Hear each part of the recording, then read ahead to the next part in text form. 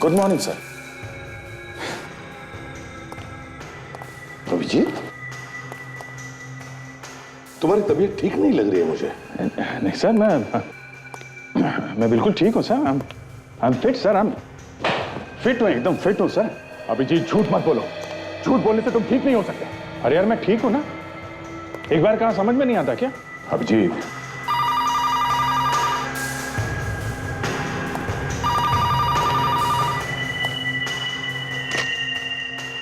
Hello. हाँ, इसी भी प्रद्युमन ही है। लाश मिली है? कौन सी आइस फैक्ट्री? ठीक है, हम लोग आते हैं। आइस फैक्ट्री में लाश मिली है। आइस फैक्ट्री में तो एक मिनट, बर्फ में दब गई होगी ना सर? हाँ अभिजीत, लाश बर्फ में दबी है, लेकिन तुम हमारे साथ नहीं जाओगे अभिजीत। तुम यहीं पर रुको। देखो, तुम्हें आराम की जरूरत है, चाहे तो कुछ दिनों के लिए छुट्टी ले लो। मैंने कहा ना सर, मैं बिल्कुल फिट हूँ सर। मैं एसीपी साहब ठीक कह रहे हैं, तुम्हें आराम की जरूरत है, आराम कर लो तुम। हाँ, मैं सब समझता हूँ कौन सही कह रहा है और कौन गलत कह रहा है। अभिजीत, तुम हम लोगों को गलत समझ रहे हो। सब समझ रहा हूँ दया, सब समझ रहा हूँ। एसीपी साहब मुझे सीआईडी से सस्पेंड कर रहे हैं और तुम इनकी हाँ में हाँ मिला रहे हो। बड़े दोस्त बनते हो तुम, हैं? ऐसी बात नहीं है अभिजीत। फिर कैसी बात है सर?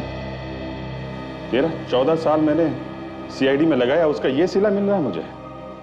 आप कह रहे हो कि घर जाके बैठ जाओ? अरे यार वो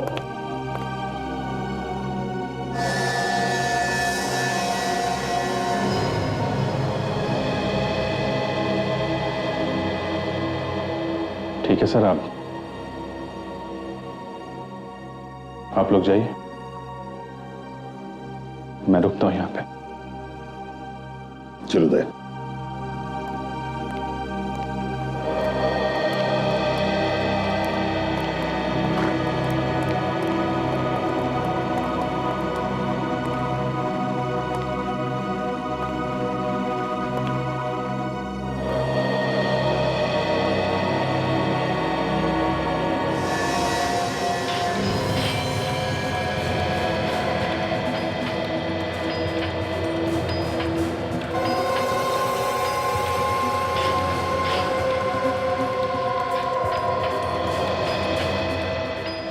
सचिन, जरा प्लग लगाओ।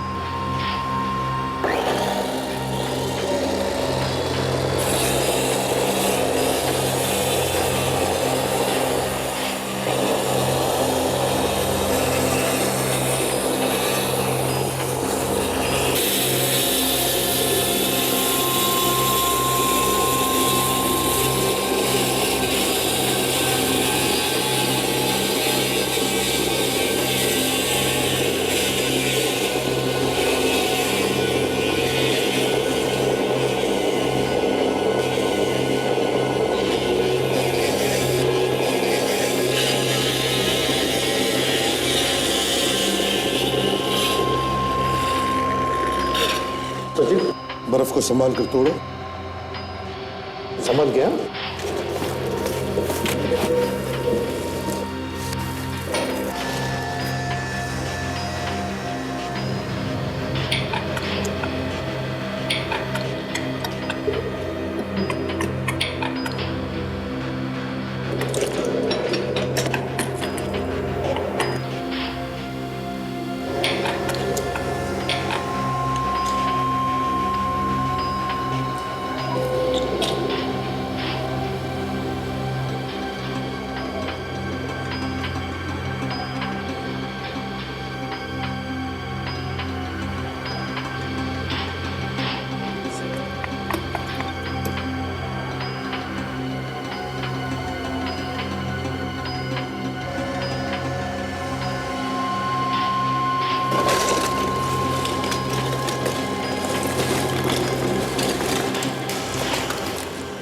उठा लो, संभल के उठो, संभल के। सचिन,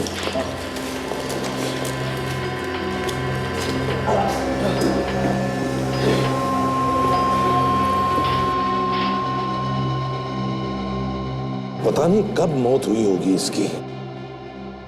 लगता है कल परसों में ही डाला होगा, क्योंकि ज्यादातर बर्फ हर रोज निकाली जाती है। बात तो सही है। अरे एक बॉस, हाँ, 1 मिनट इधर देखो जरा। ये देखो, सिर में घाव है। बहुत गहरा घाव है बॉस। लगता है कोई भारी चीज है जिससे वार किया गया है, और शायद इसी वजह से इसकी मौत हुई है। सर इसका मतलब है किसी ने इसके सर पे वार किया और इस लाश को आइस फैक्ट्री में डाल दिया बर्फ बनने के लिए। इधर आओ, जल्दी।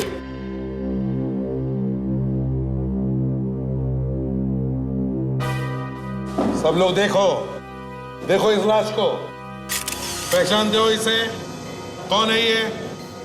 नहीं सर, मालूम नहीं कौन है। ध्यान से देखकर बताओ।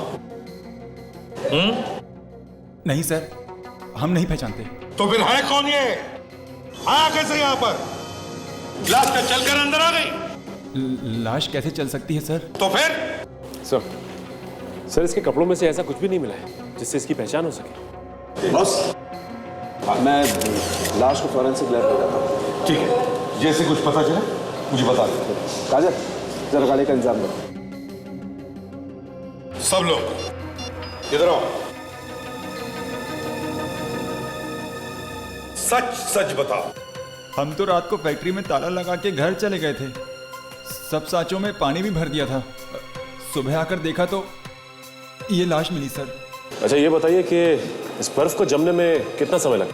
सर कम से कम 9 से 10 घंटे तो लग ही जाते हैं सर। 9 से 10 घंटे? सर इसका मतलब ये है कि इसे यहाँ पे रात में ही डाला गया है। हाँ, मगर सचिन, बंद फैक्ट्री में लाश को अंदर लाया कैसे और किसने? हाँ? चाबी किसके पास होती है फैक्ट्री की? चाबी तो मेरे पास ही रहती है सर, और सुबह दरवाजा भी मैंने ही खोला है सर। चाबी तुम्हारे पास होती है, सुबह फैक्ट्री का दरवाजा भी तुमने ही खोला। तो फिर अब तुम बताओ किसने मारा इसे? मैं कुछ नहीं जानता सर, पर मैंने खून नहीं किया सर इसका। तुमने खून नहीं किया तो फिर किसने किया खून? मैं कैसे बताऊं सर? अच्छा, तो फिर ये बताओ, ये जो बर्फ की लादियां हैं जिस साँचे में तैयार होती है, उस साँचे में पानी कौन डालता है? कौन डालता है पानी? पानी तो हम चारों डालते हैं सर, यशवंत, राजेश, सुनील और मैं सर। वॉचमैन बाहर खड़ा है, उससे भी पूछताछ करते सर। हाँ, उससे भी करते हैं। जाइए जरा वॉचमैन को लेकर आओ। सर, यशपाल, सुनील, राजेश और विनोद सर। विनोद, सच सच बता, ये आदमी कल रात को यहां पर आया था ना? उसके साथ तुम लोगों का झगड़ा हुआ और फिर तुम लोगों ने इसे मार डाला, हाँ या ना? क्यों? साहब हम गरीब लोगों को तो अपनी रोजी रोटी कमाने से फुर्सत नहीं है साहब, हम भला ऐसा क्यों करेंगे? ये लाश कहां पर मिली? तुम्हारे इस फैक्ट्री में। तो फिर कौन बताएगा ये? तुम ही बताओगे ना कि क्या हुआ था यहां पर? सर,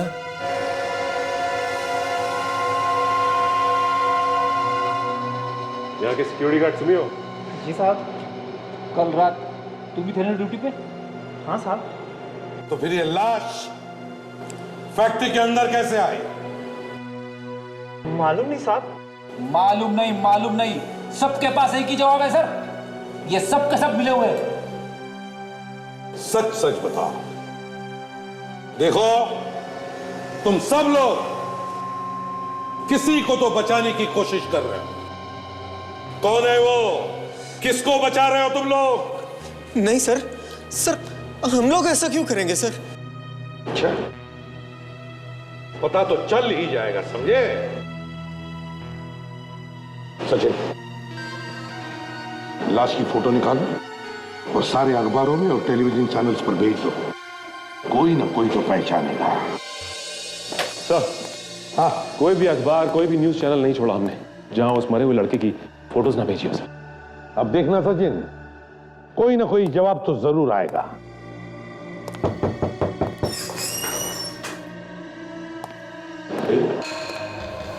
क्या कहा? जी मेरा नाम उमंग है और मैं उस आइस फैक्ट्री का मालिक हूं। मुझे एसीपी साहब से मिलना है। उमंग, तो तुम हो उस आइस फैक्ट्री के मालिक जहां पर बर्फ के साथ साथ लाशें भी जमा की जाती है बर्फ में और बेची जाती है? ये झूठ है सर, मेरी फैक्ट्री में ऐसा कोई भी गलत काम नहीं होता। मैं तो खुद हैरान हूं कि आखिर मेरी फैक्ट्री में वो लाश आई कहां से। अच्छा, तो तुमने लाश को देखा ही नहीं है ना? नहीं सर। सचिन, जरा लाश का फोटो दिखाओ, शायद कुछ याद आ जाए। ये लाश आई कहां से? नहीं सर, इस आदमी को मैंने पहले कभी नहीं देखा।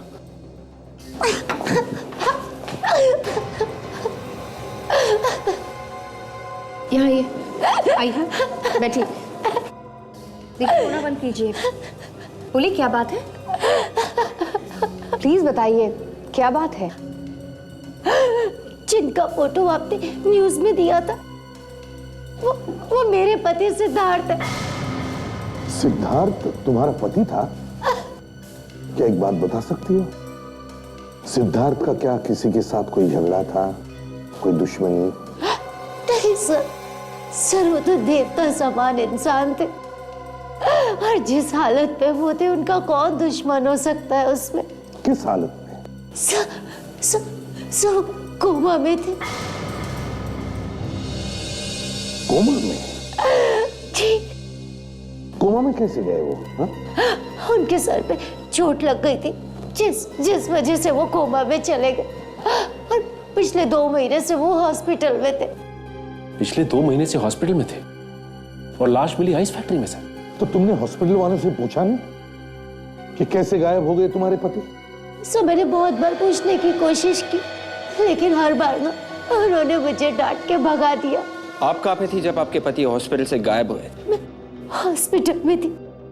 ये तो कमाल हो गया सर, पत्नी के सामने पति का किसी ने खून कर दिया और लाश को हॉस्पिटल से लेके चला गया। सर मैं हॉस्पिटल से घर गई थी कपड़े लाने के लिए।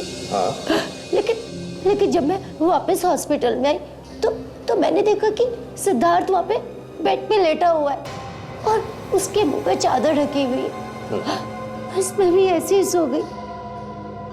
लेकिन जब मैं सुबह उठी तब भी मैंने वही देखा कि सिद्धार्थ के मुंह पे चादर है। तब मुझे शक हुआ, लेकिन जब मैंने वो चादर हटाई तो हाँ, तो क्या देखा तुमने? मैंने देखा कि वहां पे सिद्धार्थ नहीं है। उस बेड पे तकिया रखा हुआ है और उसके ऊपर चादर है। हॉस्पिटल में से एक आदमी को उठा के लेके गया और किसी को पता तक नहीं चला। ये खूनी कोई हॉस्पिटल का ही आदमी है। उमंग, तुम जा सकते हो, जरूरत पड़े तो हम तुम्हें फिर से बुला लेंगे। क्या नाम है इस हॉस्पिटल का?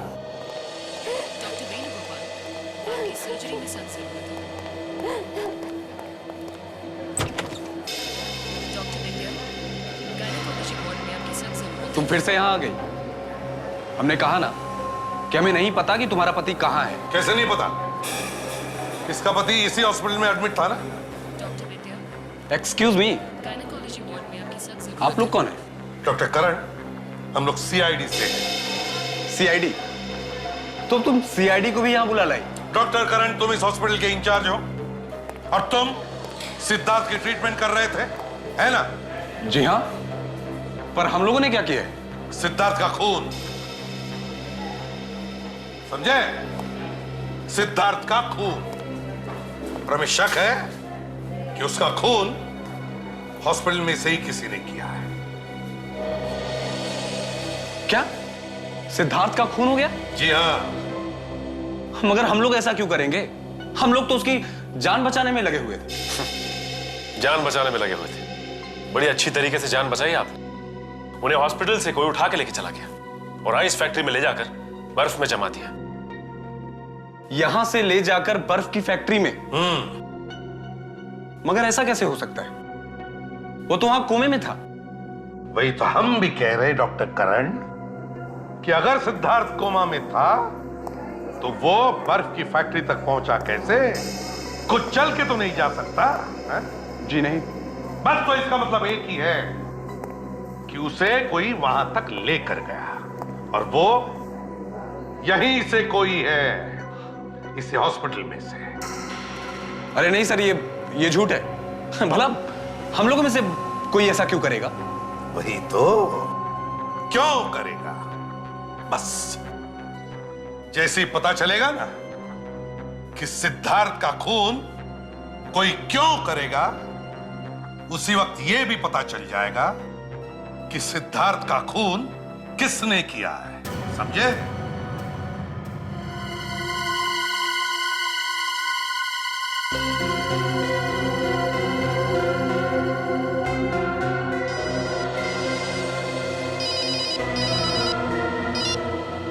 हाँ जी कहिए। हाँ, अरे यार वही पता लगाने की कोशिश कर रहा हूं बॉस। नहीं, अभी लाश के 2-3 टेस्ट होने बाकी। हाँ ठीक है। हाँ ओके। ये रात दिन एक कर दिया, खाना पीना तक छोड़ दिया, ये पता लगाने के लिए कि आखिर इसकी मौत हुई तो हुई कैसे, लोगों को दिखाई नहीं देता। सर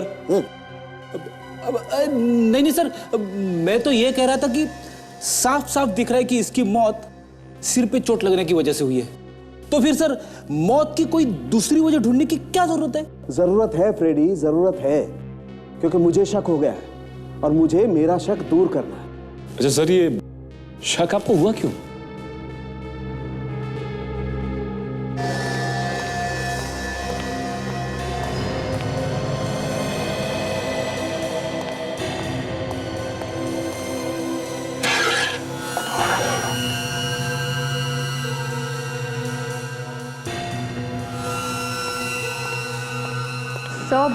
मैं आपकी कुछ मदद करूं? डॉक्टर तारिका भी नहीं है, डॉक्टर सोनाली भी नहीं है। ओह थैंक यू काजल, तुमने कम से कम पूछने की कोशिश तो की। इन्हें देखो, हाथ पे हाथ बांधे खड़े हैं बेशर्मों की तरह से।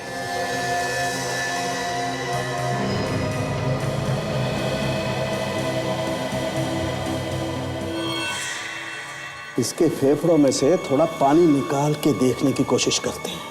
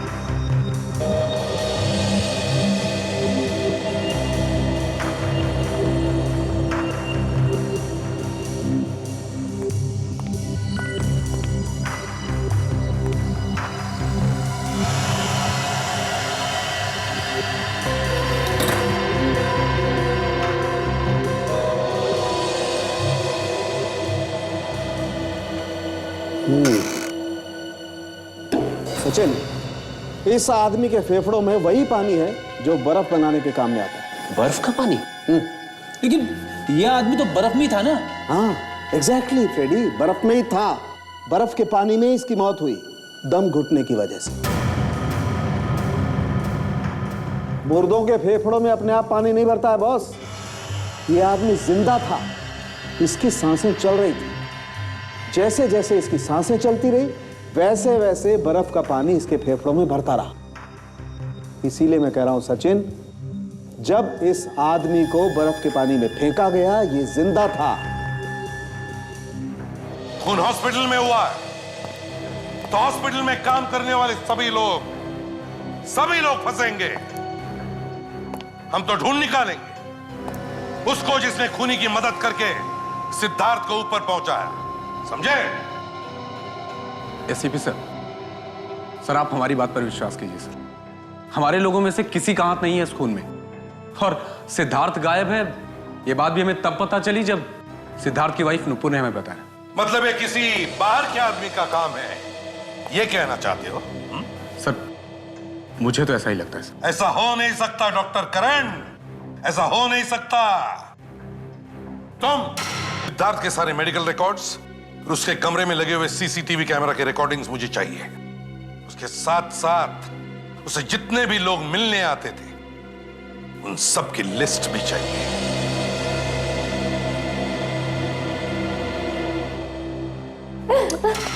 नुपुर जी, आप संभालिए अपने आप को और खूनी को पकड़वाने में हमारी मदद कीजिए। आप लोग जो कहेंगे वो मैं करने के लिए तैयार हूँ, लेकिन आप लोग मेरे पति के खूनी को मत छोड़ना, उसे सजा जरूर दिलवाना। सजा तो उसे हर हाल में होगी। आप सिर्फ इतना बताइए, हॉस्पिटल में जो जो लोग सिद्धार्थ से मिलने आते थे उनमें से कोई गड़बड़ लग रहा था आपको?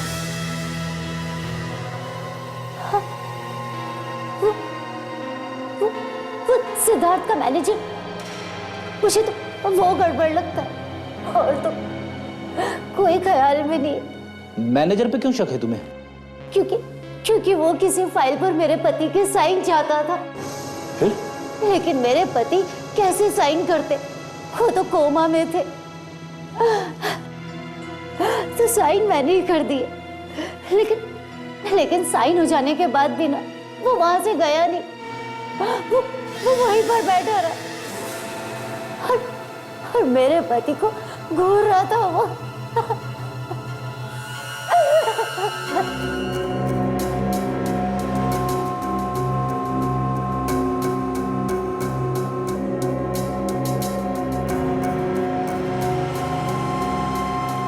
हॉस्पिटल स्टाफ के जिन जिन लोगों के नाम है इस लिस्ट में, वो सब है यहाँ पे हॉस्पिटल में? सर एक लड़का नहीं है, मोहन। मोहन? हाँ साहब, वो भी यहाँ पे वार्ड में था। कहाँ गया? पता नहीं साहब, काफी दिन से दिखाई नहीं दिया, वो अचानक गायब हो गया साहब। गायब हो गया? हाँ साहब। ये बात तुमने हमें पहले क्यों नहीं बताई?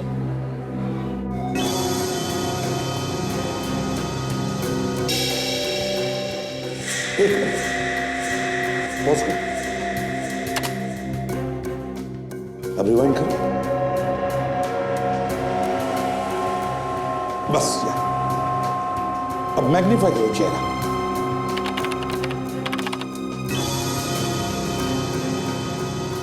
अब प्ले करो।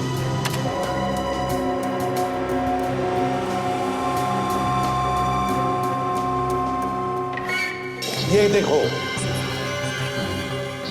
देखा? सिद्धार्थ ने अपनी पलक झपकाई। सर सिद्धार्थ तो कोमा में था, और कोमा वाला आदमी पलक कैसे झपका सकता है? ये तो आपको बताना चाहिए ना कि मामला क्या है। सर कहीं ऐसा तो नहीं कि सिद्धार्थ कोमा में था ही नहीं? हो सकता है सचिन, हो सकता है। ये सिद्धार्थ कोमा में था या नहीं। अगर ये कोमा में नहीं था तो ये भी पता लगाना पड़ेगा कि वो हॉस्पिटल से अपने आप कपड़े बदलकर आइस फैक्ट्री में क्यों गया। सर, हॉस्पिटल में से एक वार्ड बॉय गायब है, मोहन नाम है उसका। क्यों डॉक्टर करण, हमें पहले क्यों नहीं बताया आपका एक वार्ड बॉय गायब है?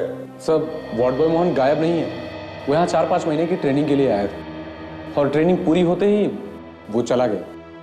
कहाँ गया आपको कुछ मालूम है? जी पता नहीं। ठीक है, तो इस वार्ड बॉय मोहन का फोटोग्राफ चाहिए हमें, समझे? और इस सिद्धार्थ के मैनेजर प्रदीप से मिलना होगा। क्या हुआ मैनेजर साहब, ऐसे मुंह लटकाए क्यों बैठे हो? लगता है मैनेजर साहब की तबीयत खराब हो गई। तबीयत? मेरी तबीयत को क्या हुआ? हम ओके। सर में दर्द होगा सर। दर्द सर में नहीं, ठीक है बिल्कुल। सिर में भी दर्द नहीं, तबीयत भी ठीक ठाक है, तो फिर अपने मालिक का खून करके यहाँ छुप कर बैठा है ना? सिद्धार्थ साहब का खून मैंने? हाँ तुमने। तुम ही जाते थे ना उनसे मिलने के लिए बार बार हॉस्पिटल में? हाँ सर, मैं जाता था हॉस्पिटल सिद्धार्थ साहब से मिलने, तो एक दिन मौका पाके अपने मालिक का खून कर दिया और उसकी लाश को फेंक दिया आइस फैक्ट्री में, है ना? मैं तो सिर्फ सिद्धार्थ साहब के लिए हॉस्पिटल जाता था, क्योंकि वो चाहते थे मैं उनके पास रहूं। चाहते थे का मतलब? वो तो कोमा में थे, है ना? नहीं सर, सिद्धार्थ साहब कोमा में नहीं थे। अगर सिद्धार्थ साहब कोमा में नहीं थे तो क्या वो हॉस्पिटल में लेटकर कोमा में पड़े रहने का नाटक कर रहे थे? हाँ? सर, ये तो मुझे बिल्कुल नहीं मालूम। I really don't know. तो फिर क्या मालूम है तुम्हें? सर, मैं इतना जानता हूं कि एक दिन शाम को मैं सिग्नेचर लेने गया कुछ पेपर्स पे उनके। उस वक्त वहां पे नुपुर मैडम भी मौजूद थे। नुपुर मैडम ने कहा कि सिद्धार्थ साहब कोमा में है और सिग्नेचर वो कर देंगे। मगर मैंने देखा कि सिद्धार्थ साहब मुझसे कुछ कहना चाहते थे। क्या कहना चाहते थे? तुमने पूछने की कोशिश नहीं की? मैंने पूछने की बहुत कोशिश की सर, मगर नुपुर मैडम की वजह से वो कुछ कह नहीं पा रहे थे। मगर एक दिन नुपुर मैडम जैसे ही वॉशरूम गई, उन्होंने मुझे एक पेपर निकाल के दिया। पेपर? कैसा पेपर? क्या था उसमें? सर, नक्शा है किसी चीज का।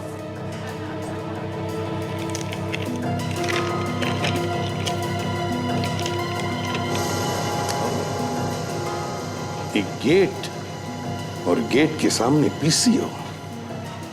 क्या मतलब हो सकता है इसका?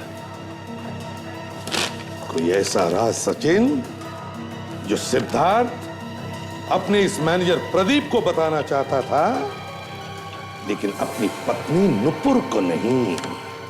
गौर से देखो इस नक्शे को और याद करो कहां पर दिख रही है ये जगह।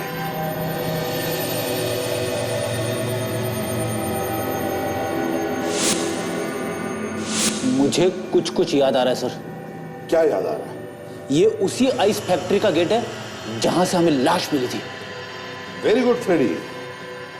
लेकिन फ्रेडी, मुझे लगता है ये नक्शा आइस फैक्ट्री का नहीं, पीसीओ का है। पीसीओ का? हाँ फ्रेडी, हम जब भी कभी किसी छोटी जगह का नक्शा बनाते हैं तो उसके आसपास जो भी कोई बड़ी जगह हो, कोई लैंडमार्क हो, उसका रेफरेंस देते हैं। तो इसका मतलब है ये नक्शा उस आइस फैक्ट्री का नहीं, पीसीओ का है।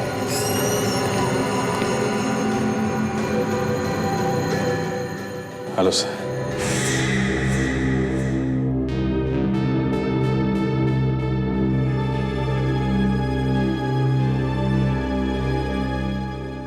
तुम ब्यूरो में क्यों आए? मुझे लगा कि नहीं अभिजीत, तुम्हें कहा था आराम करने के लिए। Okay sir.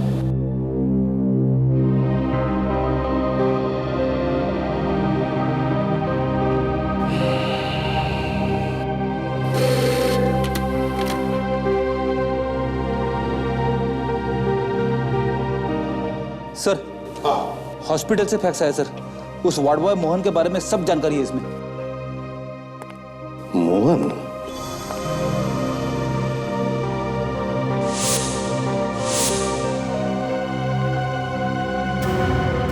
फ्रेडी? फ्रेडी तो राजेश है, राजेश, जो आइस फैक्ट्री में काम करता है। मतलब सर, ये राजेश मोहन बन के हॉस्पिटल में भी वार्ड बॉय का काम करता था? हाँ फ्रेडी, ये वही है, राजेश उर्फ मोहन। और सिद्धार्थ का खून भी इसी ने किया है, इसी ने किया है। सचिन, काजल, तुम लोग पीसीओ में जाओ, और फ्रेडी तुम और विवेक उठाओ इस राजेश को। Yes sir.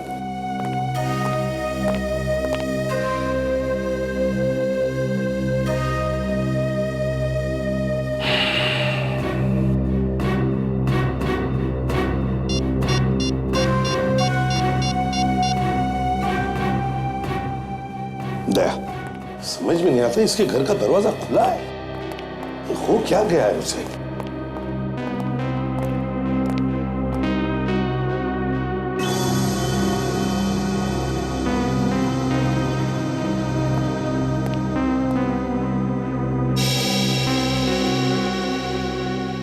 अभिजीत,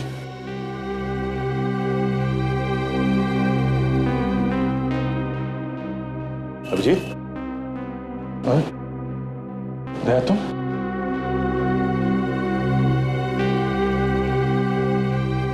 क्या हो गया तुम्हें? हाँ? कुछ नहीं, बस ऐसे ही है। ऐसे ही? अभिजीत, हम तुमसे मिलने आए और तुम हमसे मुंह फेर कर खड़े हो। देखो अभिजीत, तुम जो कुछ भी कर रहे हो ना ठीक नहीं है। ब्यूरो में से भी तुम बिना बताए चले आए, इसका क्या मतलब हो सकता है? अभिजीत, अगर कोई परेशानी है तो हमें बताओ, मिलके दूर करेंगे ना? हाँ?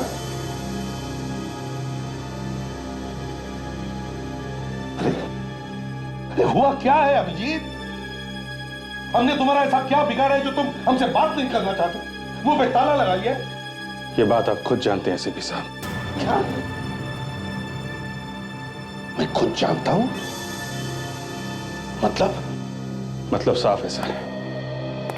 अब आपके दिल में अभिजीत के लिए प्यार खत्म हो गया है। क्या?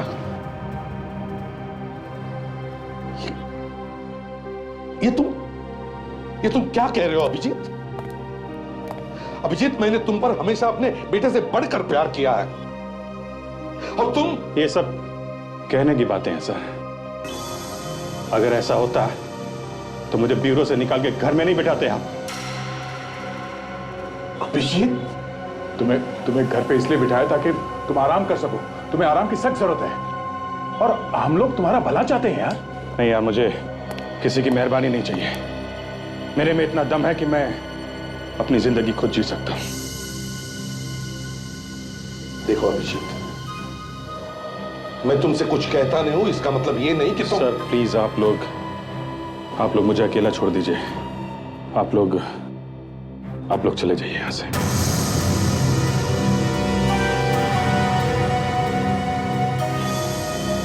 ठीक है अभिजीत, हम लोग जाते हैं। अपना ख्याल रखना।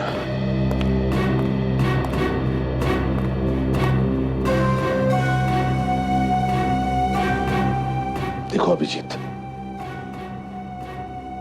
अगर हमारी जरूरत पड़े तो याद करना, हम तुम्हारे आसपास ही रहेंगे। शायद उसकी जरूरत कभी नहीं पड़ेगी। ठीक है।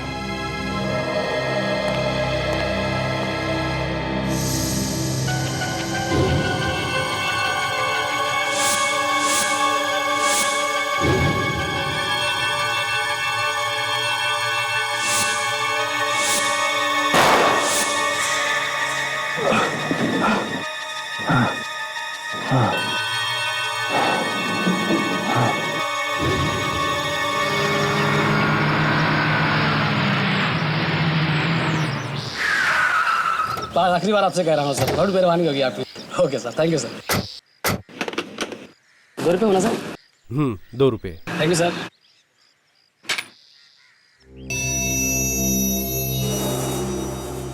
सर ये पीसीओ आपका ही?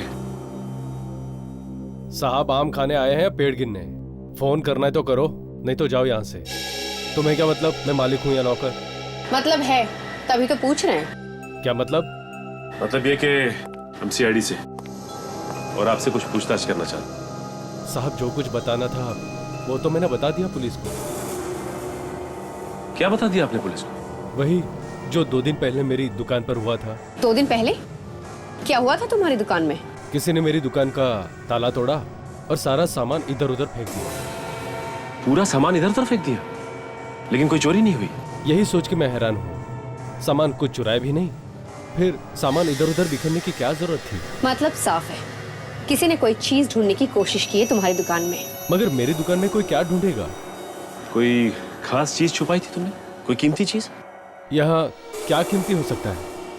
कहीं ऐसा तो नहीं कि सिद्धार्थ ने कुछ छुपाया हो यहाँ पे? मेरा मतलब है खूनी के बारे में कोई जानकारी वगैरह?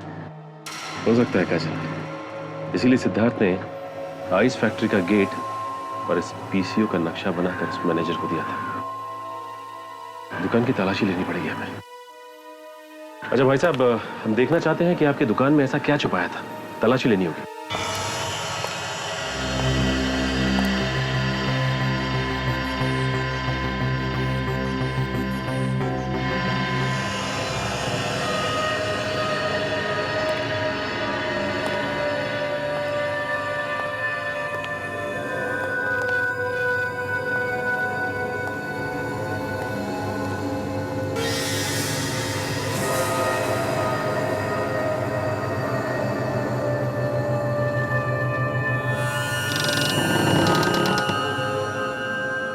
राजेश, चुपचाप बाहर आ जा।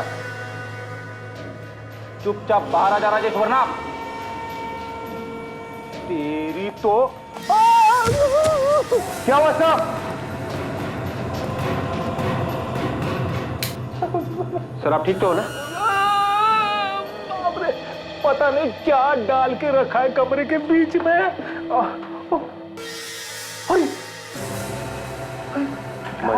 गॉड, लगता है हमारे आने से पहले ही किसी ने काम तमाम कर दिया है इसका।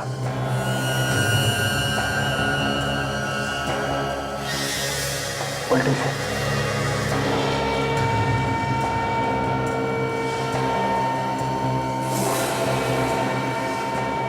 ये देखो, चाकू से मारा है, मगर चाकू कहाँ है?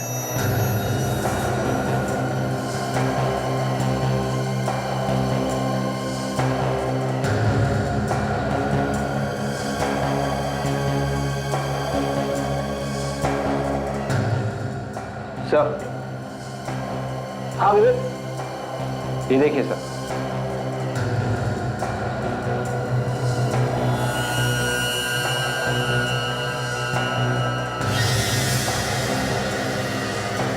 पेन का कैप।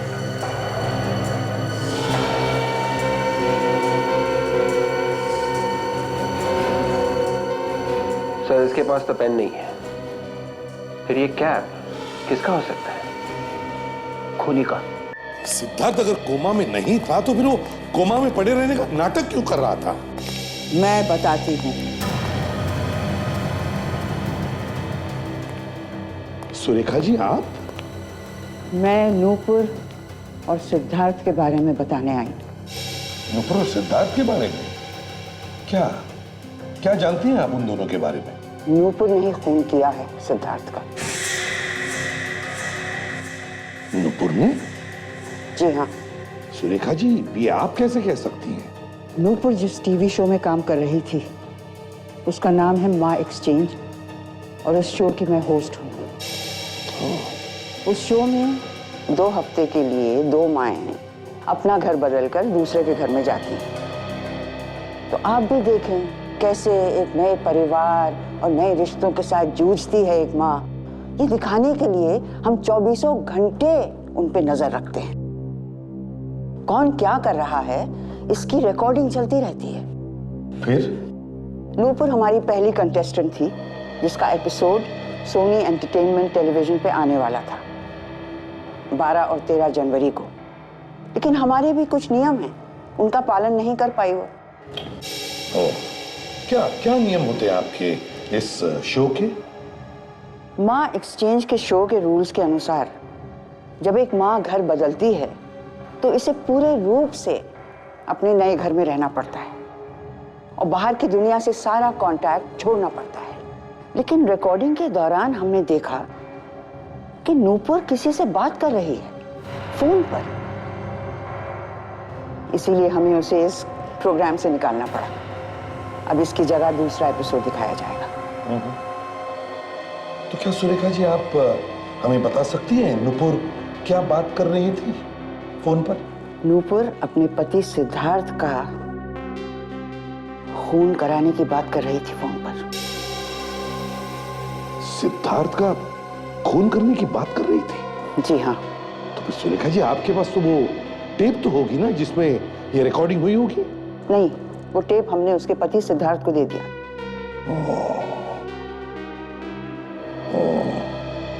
चलो कोई बात नहीं। थैंक यू वेरी मच, आपने हमारी बहुत बड़ी मदद की है। नहीं, इसमें थैंक यू कहने की क्या जरूरत है, ये तो मेरा फर्ज था। आप लोगों को भी तो सच्चाई पता चले। सचिन, मैम को गाड़ी तक छोड़ कर आओ।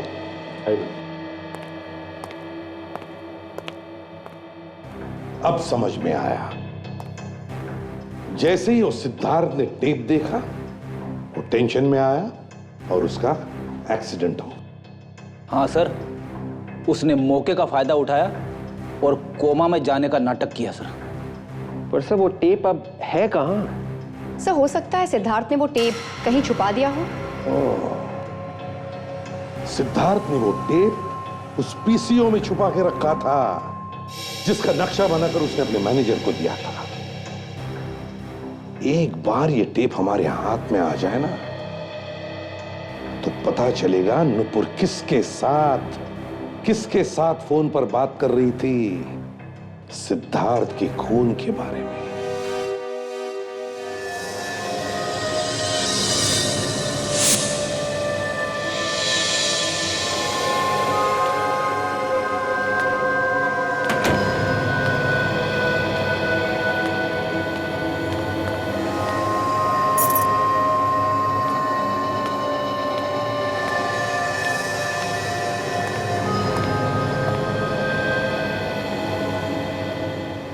कौन है वहां पे?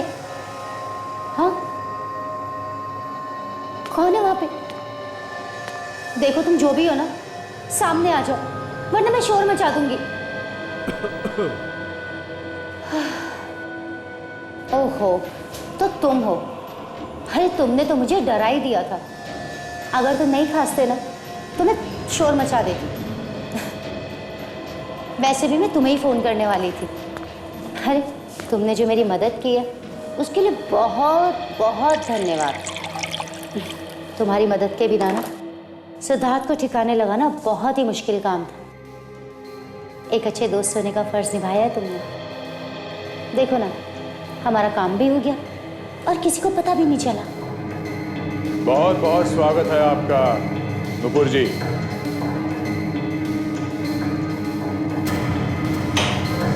आपको तो अवार्ड मिलना चाहिए।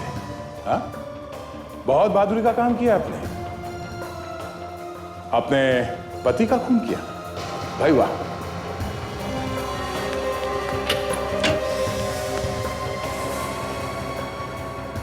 बहादुर लोग कायरों की तरह नहीं भागते, समझे? बाप चाहे कितना भी छुपा लो, एक न एक दिन जुबान पे आ ही जाता है, जैसे तुम्हारे जुबान पे आ गया।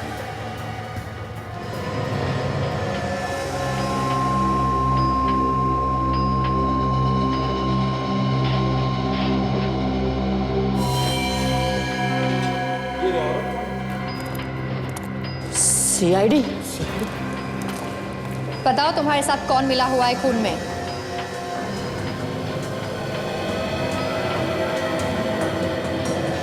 सीआईडी? बताओ तुम्हारे साथ कौन मिला हुआ है खून में?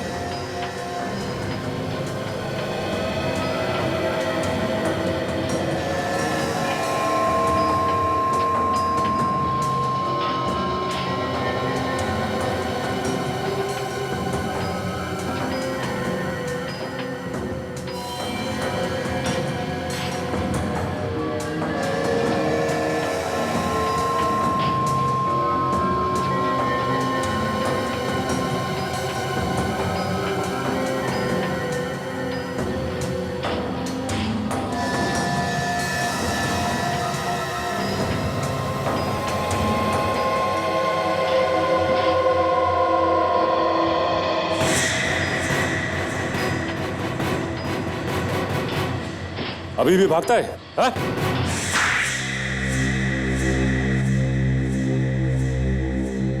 समझ में नहीं आता ये दुख पकड़े जाने का है या फिर किए के पछतावे का? दोनों का ही दुख है सर। खून करने का भी दुख है और पकड़े जाने का तो है ही।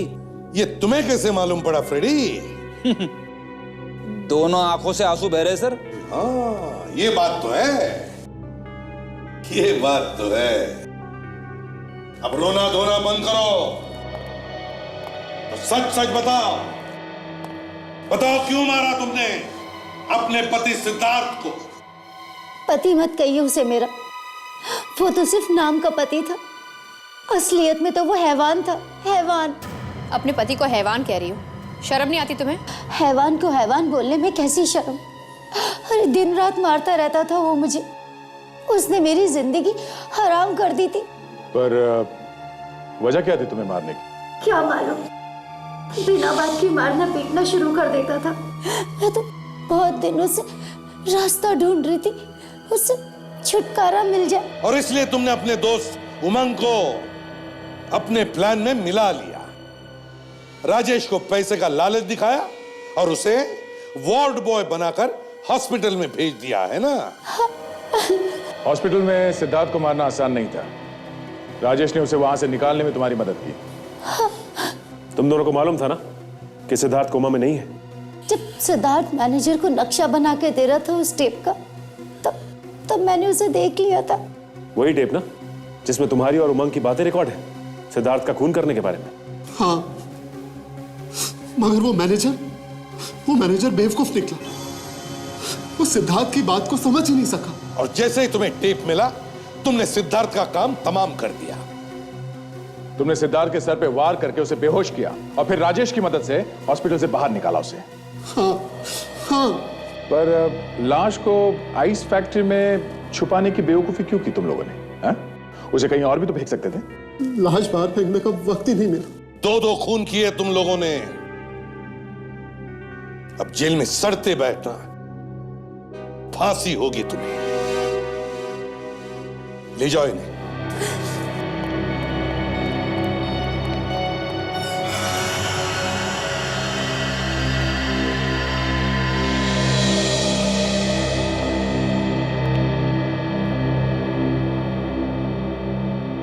अभिजीत, तुम?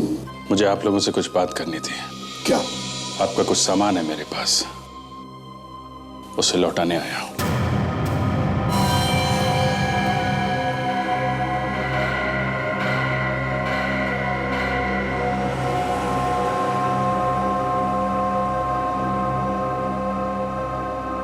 ये तुम क्या कर रहे हो अभिजीत? कुट कुट के जीने से अच्छा है सर कि मैं सीआईडी ही छोड़ दूं। तुम सीआईडी छोड़ रहे हो? जी हाँ। अभिजीत, घर जाओ और जरा ठंडे दिमाग से सोचो।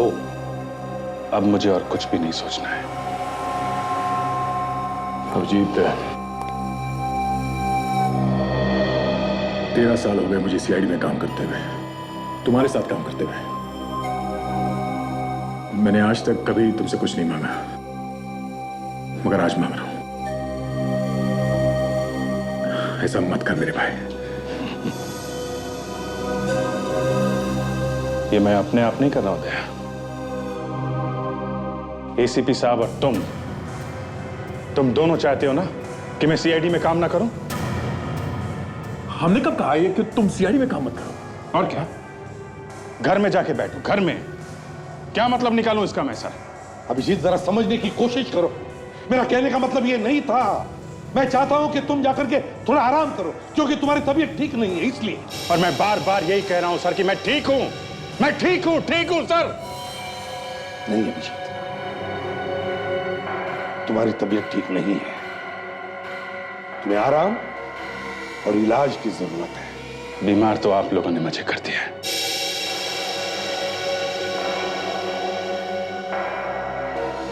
मैं ठीक हूं सर। अभिजीत,